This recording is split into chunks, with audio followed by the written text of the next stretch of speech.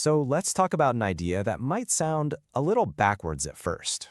What if that constant drive you have to be perfect, the very thing you believe is your ticket to success, is actually the one thing holding you back?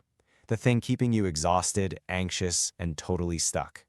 No, seriously, let that sink in for a second.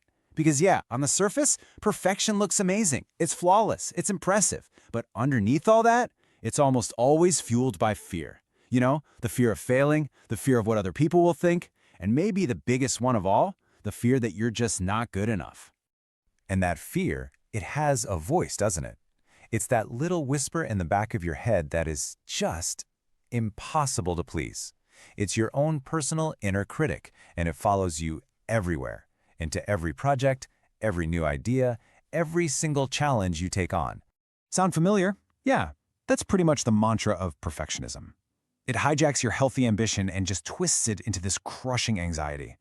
So instead of feeling proud of what you've done, you just feel the weight of what's next.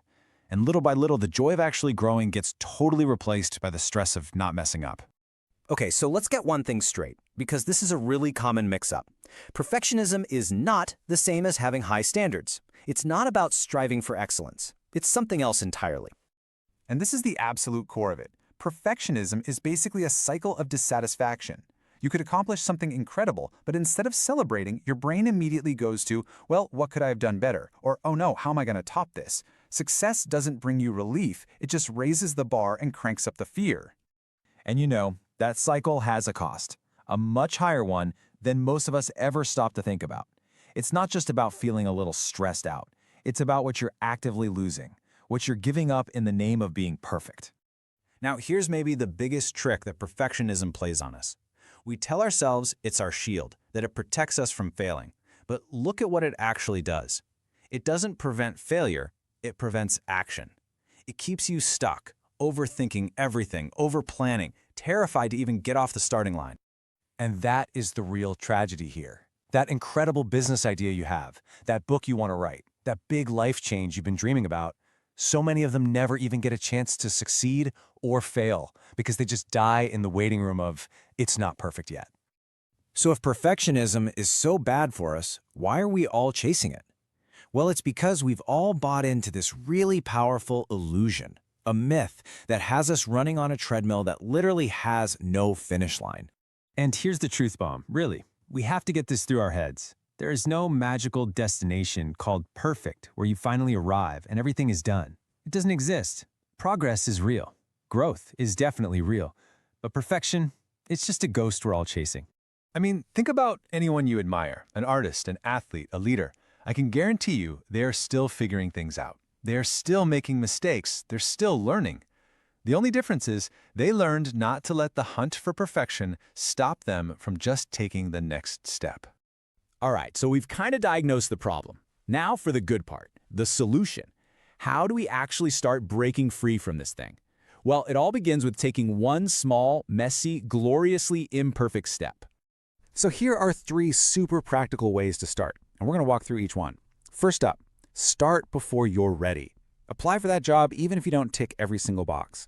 Launch the website even if it's not totally flawless. Why? Because clarity doesn't come from thinking about it more. Clarity comes from doing. Please, remember this. Burn it into your brain. Shipping the project, finishing the draft, making the call, that is a real win. A perfect idea that just lives in your head forever, that's not a win, it's a fantasy. Getting things done is what creates real momentum. Which brings us right to step 2. You've got to shift your identity. Stop seeing yourself as a performer, someone who has to be an expert and is terrified of making a mistake. Instead, try on the identity of a learner. A learner gets to be curious. A learner is allowed to ask questions and, yes, is allowed to mess up. And when you do that, the pressure just plummets and your curiosity gets to take over. And part of that is redefining what success even means. The old definition, never failing, is not only impossible, it's paralyzing. But the new definition? It's all about trying again, showing up consistently, getting just a tiny bit better over time. Trust me, improving 1% a day will always beat waiting around for one perfect moment that might never come. And that leads us to step 3, practicing self-compassion. This simple phrase right here is an unbelievably powerful antidote to that harsh inner critic. I mean, think about it. You would never talk to a friend the way you talk to yourself sometimes. It's time to give yourself that same grace. It doesn't make you weak, it's what makes you resilient.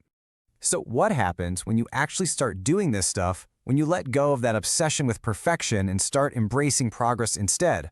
Well, the reward isn't just less stress, it's this incredible sense of freedom. And the benefits are so real. You stop overthinking and you just start doing.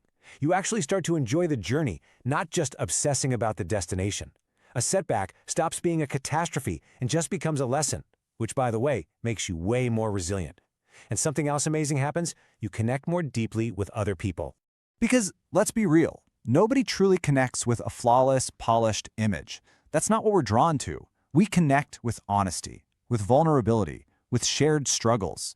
Your so-called imperfections aren't flaws you need to hide. They're the very things that make you human. They're what make you relatable. So I'll leave you with this question. Not, what's your next perfect master plan? But what is your next small, messy, imperfect step? What is one thing you can do today, even if it's not flawless, to just move forward? Because in the end, that's what this is all about. You don't need to have everything figured out. You just need to give yourself permission to be a work in progress. So let go of perfect and choose progress instead. Choose to be real. For more engaging topics like this one, please don't forget to like, share, and subscribe to our channel. Thanks for watching. Don't miss out on future content with Vita Jeezy.